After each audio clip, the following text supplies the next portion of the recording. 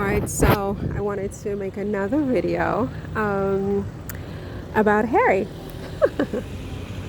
Because I made a video about Meghan where I titled the video Queen, and I thought it was only fair that I do one about Harry and call him King.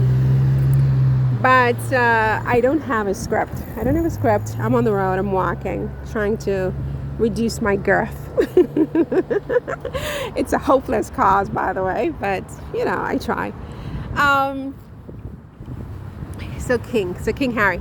In fact, I saw quite a few thumbnails to that effect on YouTube, especially since Harry's very successful trip to the UK recently, where he attended the Invictus Games 10-year anniversary service, and where he oh my god, is that my shadow? Oh my gosh. Where Harry was so very successful, so very regal, and so confident, healthy, happy, loved. And to me, it really was like witnessing a king doing a walkabout. The king in sort of the British tradition. I have said before, and I'll say again, I am not a monarchist. I am not a royalist. But at the same time, I'm not someone who's going to be, outside the palace gates with my signs down with the monarchy. No, I'm not that. But if there is a monarchy, there's a monarchy. And if there isn't a monarchy, there isn't a monarchy. I'm kind of indifferent on it. That all said, with that disclaimer in place, I will say that if I could ever wholeheartedly accept anyone as a king and actually be into the kingship and queenship of it all, it would be Harry and Meghan. Okay? And I do think that Harry's performance in the UK a couple of days ago at the Invictus Games service really resonated, because he just looked like he was born for the job.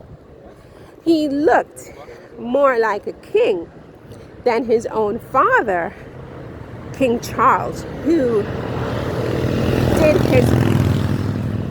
did his best to flex his muscles to show what a big king he is. He's such a big king that he will humiliate his son on the global stage by hating on veterans and servicemen and servicewomen. Right? He will literally diss them. He's the head of state, by the way. He's the head of the Church of England. He's the king. I mean, it doesn't really get much better than that. He has nothing to prove.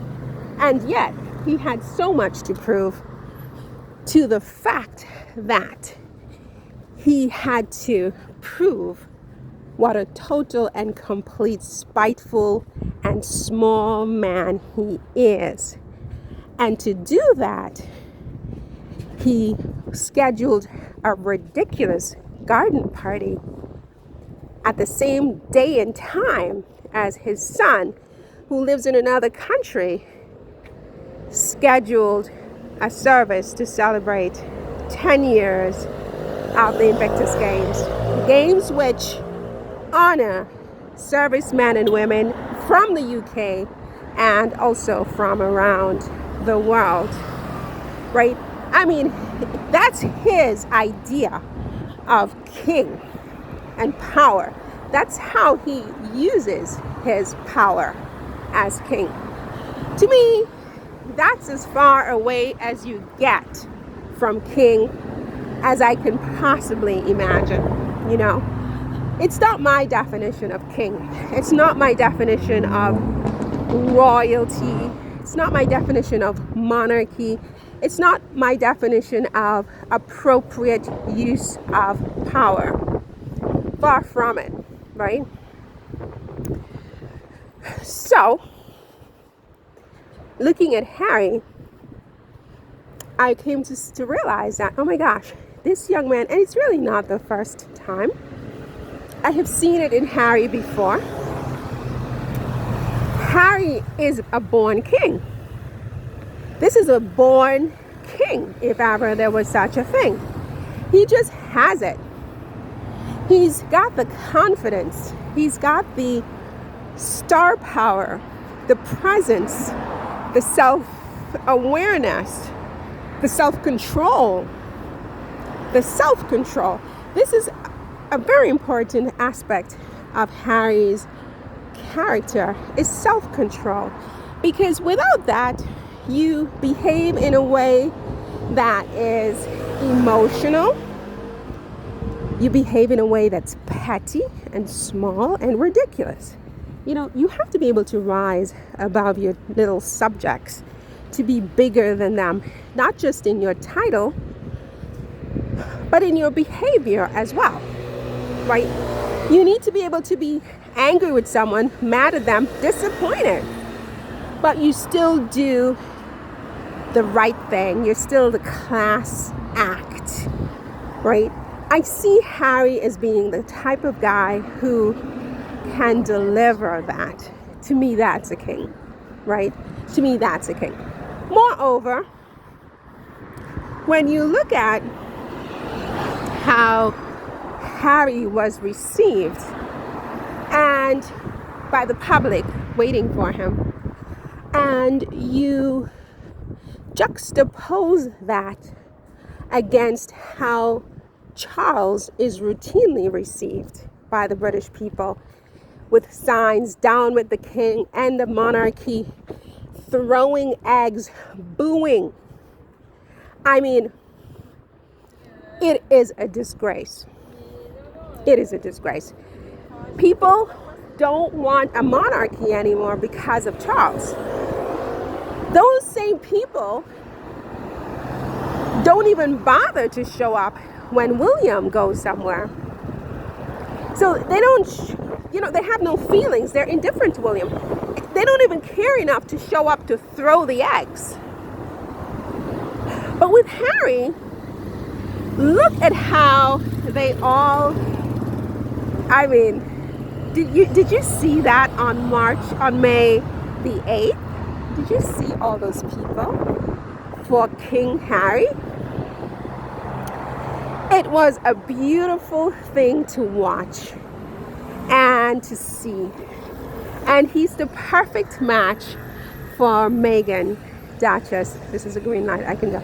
Meghan, Duchess of Sussex, because that there is a born queen. That is, and look, for me to say that, believe me, how do I explain myself to you? I am not someone who would ever in a million years spend my time talking about someone else in this way. An entire YouTube channel about Meghan, defending Meghan, talking about, never, ever. And it's not because I'm a snob, it's just because, frankly, there are not a lot of people right now who inspire me in the world. There just isn't, right? And frankly, to learn from someone on a consistent basis about anything at all, it's very rare to find, Not that I know everything, I don't know anything, but whatever they're talking about, I'm not interested. I'm just not interested. I would rather stay under my rock. With Meghan, it's different.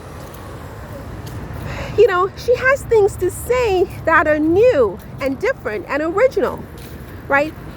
As I said, even her style, her fashions inspire me. I take note. I'm like, oh, I never even heard of this designer before. It's like, It's an education, you know? Like, I mean, I don't know how to explain it, but even I live in Paris, right? Megan's Paris is completely different from my Paris. I've lived here 13 years. You know, I read an article about her Paris. It was a discovery. I'm like, wow, this is different. This is different. I can actually learn something from this human person, you know? It's very rare. It's very, very rare. And it's not that I'm a snob or anything like that. It's just, you know,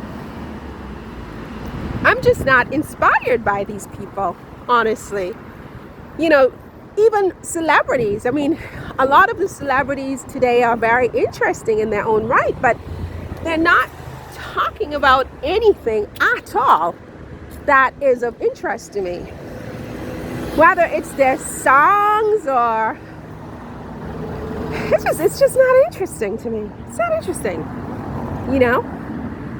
Megan has captivated my attention, right? I am interested in what she's talking about. Her experiences, her style, her entrepreneurship, just everything. It's just her choice of husband.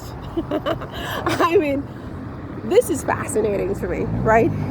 So Harry choosing Meghan, I think, just automatically qualifies him as king, the next king of the UK. You know what I mean? Anyway, 11 minutes of this. I'm going to sign off here and take a few quiet moments to myself, okay? Because I'm sure you have other things to do than listen to my voice. Now, you know you love listening to my voice, especially when you're falling asleep at night. I put you to sleep. People tell me all the time that I put them to sleep. I'm like what do you say when you read to a child? It's like a bedtime story. I'm like a bedtime story, you know? Which, look, it's okay for me, you know? Whatever it takes. Have yourself a good rest of the day or night or morning, whatever. And see you in the next one. Take care. Bye.